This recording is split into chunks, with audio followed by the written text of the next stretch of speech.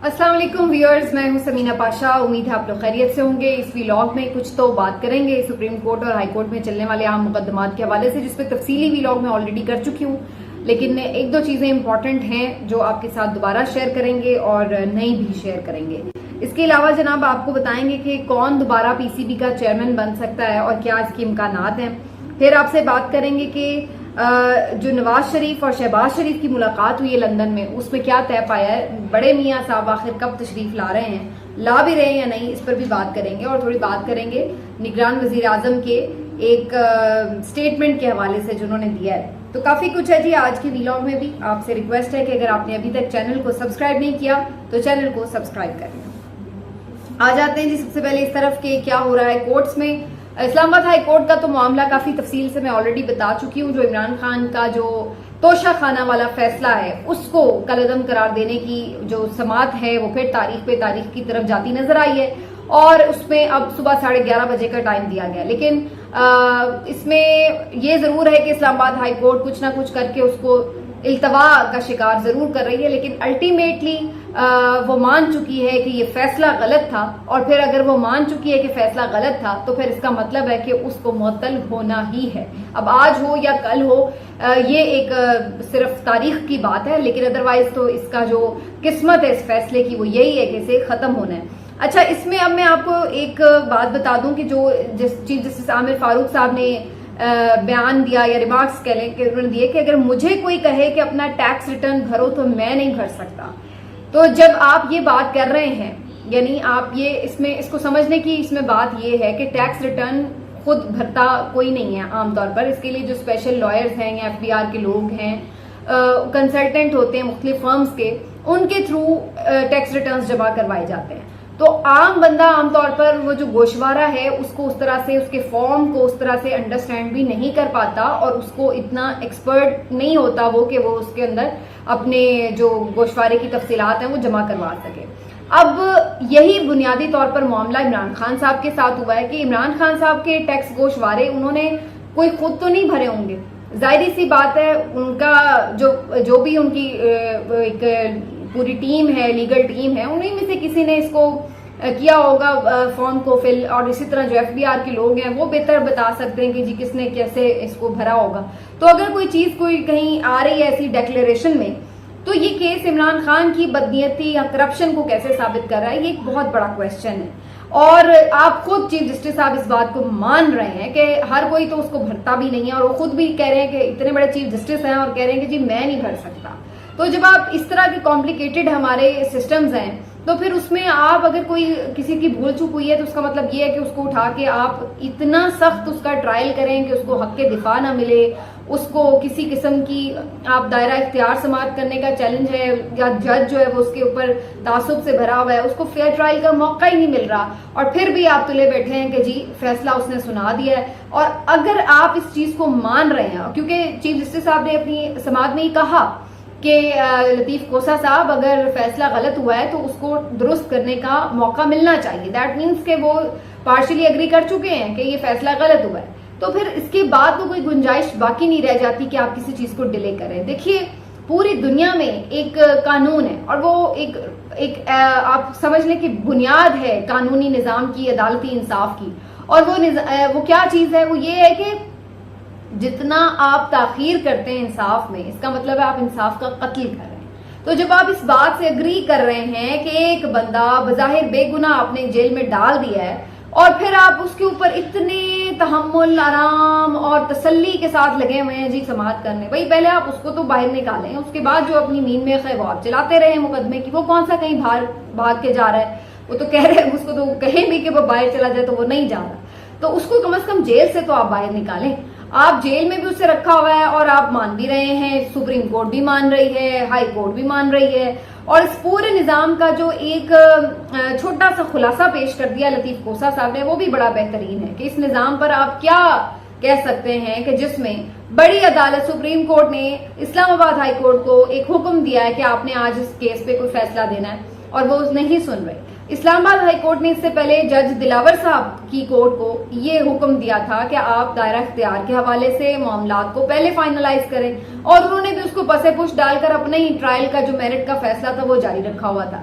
تو کہنے کا مطلب یہ کہ بڑی کورٹ کا پھر فائدہ کیا ہے, پھر اس کی حیثیت کیا ہے, پھر اس کی وقت کیا ہے, کہ جب بڑی کورٹ ایک بات کہہ رہی ہے چھوٹی کورٹ کو کہ بھی پہلے اس چیز کو آپ دیکھ لیں, اور وہ اس کو سن ہی نہیں رہی اور اپنی مرضی چلائی چلی جا رہی ہے. اور یہی بیسکلی اس ملک میں ہو رہا ہے, جس کی وجہ سے آج ہم اس نظام کو رو رہے ہیں بیٹھ کے اتنے سالوں کے بعد بھی, کیونکہ ہم نے اس کی ڈیو ریسپیکٹ دی نہیں ہے, اور ہمیشہ طاقتور کے پاؤں کی جوتی رہا ہے یہ نظام سارا. اسی لیے جس طرف اس کی مرضی ہوتی ہے اسی طرف قانون کا رخ موڑ دیا جاتا ہے, وہی اس کی تشریح نکال لی جاتی ہے, اسی طریقے سے اس کو بل دے دیے جاتے ہیں.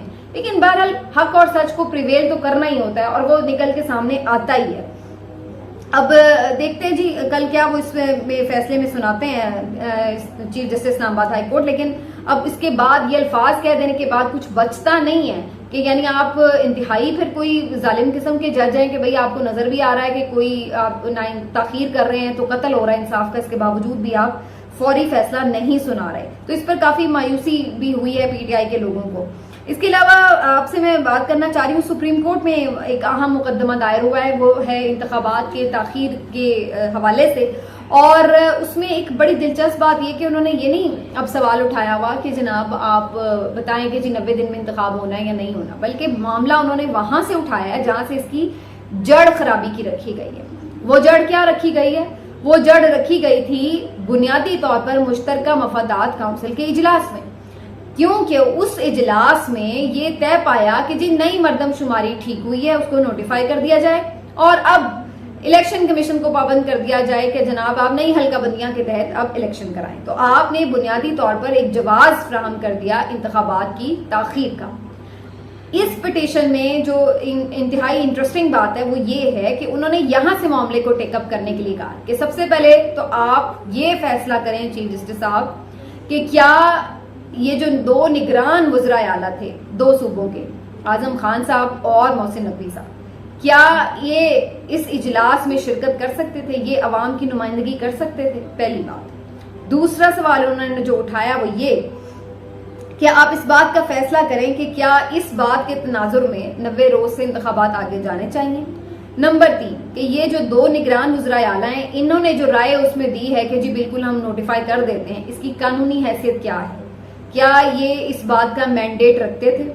پھر اس میں متعدد انہوں نے اور سوال بھی اٹھائے ہیں کہ جیسے 90 دن ان کے پورے ہو چکے تھے, اس کے بعد ان کے جتنے بھی اقدامات ہیں ان کی کیا حیثیت ہے, کیا انہیں غیر آئینی غیر قانونی نہیں کہا جائے گا؟ کیونکہ یہ نگران حکومتیں تو ایک اسپیسیفک ٹائم پیریڈ کے لیے آتی ہیں, یہ تھوڑی ہے کہ جی اب یہ بیٹھے ہیں چوڑے ہو کے, اور یہ تو اس انداز سے بیٹھے نا. مطلب ہے کہ آپ کلاسک اگزامپل دیکھیں اس ملک میں کہ طاقتور اپنے آپ کو خدا کیسے سمجھتے ہیں. مطلب ان کا کوئی موڈ ہی نہیں ہے جانے کا, وہ تو بیٹھ کے ایسے بنا رہے ہیں ترقیاتی منصوبوں کے پلان, اور وہ اس طریقے سے جناب افتتاح کر رہے ہیں, اور ان کے جذبے آپ چیک کریں کہ جناب ہمیں ترقی سے کوئی نہیں روک سکتا, ہمیں ملک کی خدمت سے. بھائی تم ہو کون, آئے کہاں سے ہو, کس نے تمہیں کہا ہے کہ تم آ کے ملک کی خدمت کرو, تمہاری حیثیت کیا ہے بھائی آئین کے تحت کہ تم آ کے شروع ہو گئے ہو کہ جی ہم ملک کی خدمت کریں گے تو ہم ترقیاتی منصوبے تو عوام کو ریلیف. بھائی آپ کا کام ہی نہیں ہے, آپ کا کام ہی نہیں ہے آئین کے تحت کہ آپ یہ آ کے منصوبے شروع کرتے پھریں اور عوام کی خدمتوں کے ڈھونگ رچاتے پھریں, یہ آپ کا کام نہیں ہے. کہاں سے آپ نازل ہو کے اتر آئے ہیں جی, آپ کو طاقتوروں کے آشیرواد مل گئے ہیں تو آپ آ کے ایسے بیٹھے ہوئے ہیں کہ جناب آپ کو پتہ نہیں عوام کتنی کچھ چاہتی ہے, کتنے کا آپ ووٹ لے کے آئے ہوئے ہیں, جو آپ اس طرح کے جو ہیں وہ نخرے دکھا رہے ہیں اور اس طرح کے عزم و ہمت کے مظاہرے کر رہے ہیں. بھائی اپنے گھر جائیں, آپ کا کام ہی نہیں ہے, آپ کے اوپر آشیرواد آ گئے اور آپ آ کے بیٹھ گئے ہیں. اب آپ کی ہو گئی ٹائم پوری, اب جائیں آپ. اگر آپ میں گٹس ہوتے, اخلاقی معیار نام کی کوئی چیز ہوتی تو آپ خود ہی کہتے بھائی ہم اتنے دن کے لیے آئے تھے, ہم جا رہے ہیں, اب آگے جنہوں نے جس طرح چلانا ہے ملک چلاتے پھریں, ہمارا یہ کام ہی نہیں ہے. لیکن نہیں, کس کو برا لگتا ہے سلوٹ پھر رہے ہو, کس کو برا لگتا ہے کہ لمبے ہاتھ کرپشن میں لگ رہے ہو تو کون چھوڑتا ہے, کس کو بری لگتی ہے جھنڈے والی گاڑیاں, تو کس کو برا لگتا ہے کہ اس کو ٹینٹرمز مل جائیں اور پروٹوکول مل جائیں. تو یہ ہمارے ملک کی بدقسمتی ہے. یہاں پر کوئی یہ نہیں دیکھتا کہ کیا صحیح ہے کیا غلط ہے, یہ کوئی نہیں دیکھتا کیا آئینی ہے کیا غیر آئینی ہے, یہ کوئی نہیں دیکھے گا کیا قانونی ہے کوئی کیا غیر قانونی ہے. اور جس کو جتنا موقع مل جائے وہ اتنا ہی ہاتھ دھو کے پیچھے پڑ جاتا ہے, اتنی ہی اس ملک کے ساتھ وہ لوٹ مار کرتا ہے. یہی اس کا حال ہے, اور یہ یہاں تک پہنچانے میں یہ سب لوگ شامل ہیں. تو سپریم کورٹ میں بڑے ویلڈ کوشچنز اٹھائے گئے ہیں کہ بھائی یہ جو نگران حکومتیں ہیں یہ کیا کس چکر میں بیٹھی ہوئی ہیں, کیا کرتی پھر رہی ہیں. اسی طرح جو نگران وزیر اعظم صاحب اب بنے ہیں ان کے بھی آپ خیالات ملاحظہ کر لیں, وہ بھی شروع ہوئے ہیں کہ جی ہمیں کوئی طاقت نہیں ملک کی خدمت سے روک سکتی. پھر ساتھ میں فرما رہے ہیں کہ جی اگر مجھے اکثر لوگ کہہ رہے ہیں جی ملک چھوڑ کے لوگ جا رہے ہیں تو کیا ہوا. یعنی ان کو اس بات کی سیریسنس کا اندازہ ہی نہیں ہے کہ لوگ ملک چھوڑ کے جا رہے ہیں تو سانوں کی فرق پڑتا ہے. بالکل صحیح کہہ رہے ہیں آپ کو کیا فرق پڑتا ہے جناب. آپ جن لوگوں کے خون چوسنے کے لیے سب اوپر بیٹھتی ہے شرافیہ آ کے, وہ تو ابھی کافی تعداد میں ہے. مطلب 23-24 کروڑ میں سے اگر کوئی 16, 17, 18, 20 لاکھ چلے بھی جائیں تو کیا فرق پڑتا ہے. بڑے لوگ ہیں خون چوسنے کے لیے جن کا اپنے خون چوسنے ہیں, بالکل ٹھیک بات ہے. اور کیا فرق پڑتا ہے کہ جو ساری پڑھی لکھی کریم ہے آپ کی, قابل لوگ ہیں, پروفیشنلز ہیں, وہ جا کے یہاں پہ تعلیم حاصل کر کے اس کے بعد باہر جائیں, جا کر باہر لوگوں کی خدمت کریں. اور یہاں پہ ہمارا حال یہ ہے کہ 300 دیہات کو ایک ڈاکٹر تک نصیب نہ ہو, تو آپ کو کیا فرق پڑتا ہے. آپ کو تو ملتے ہیں تمام علاج معالجے لندنوں میں, آپ کو تو ملتے ہیں یہاں پر تمام پیٹرول مفت, آپ کو تو ملتی ہیں یہاں پہ بجلیاں مفت. بجلی کے جھٹکے جن لوگوں کو لگے پڑے ہیں فرق تو ان کو پڑتا ہے. یہاں پہ کتنے بندے رہنا چاہتے ہیں پاکستان میں, جا کے پوچھ لیں. اتنا آسان نہیں ہوتا اپنا گھر چھوڑ کے جانا, کسی کے لیے بھی آسان نہیں ہے. وہ کیا بڑی خوشی خوشی جا رہے ہیں, کیا کریں پھر جب یہاں پہ کوئی فیوچر نظر نہیں آتا, ملک آپ نے تباہ کر کے رکھ دیا ہے. جب یہاں پر روٹی پوری نہیں ہوتی, جب یہاں پر 2 یونٹ کا بل 4,500 روپے آنے لگے گا تو غریب کیا کرے گا. آج پورے ملک میں لوگوں نے اپنے طور پر بغیر کسی لیڈر کی کال کے باہر نکل کے احتجاج کیے بجلی کے بلوں پر. بجلی کے بلوں پر یہ احتجاج ہوئے, لوگ نہیں دے سکتے, ان کی بس ہو گئی ہے. کوئی ٹرین کی پٹری پہ کھڑا ہوا ہے بل لے کے کہ میں تو خودکشی کرنے لگا ہوں. کوئی خواتین بیچاری نکل کے بددعائیں دے رہی ہیں جھولیاں اٹھا کے ان کو.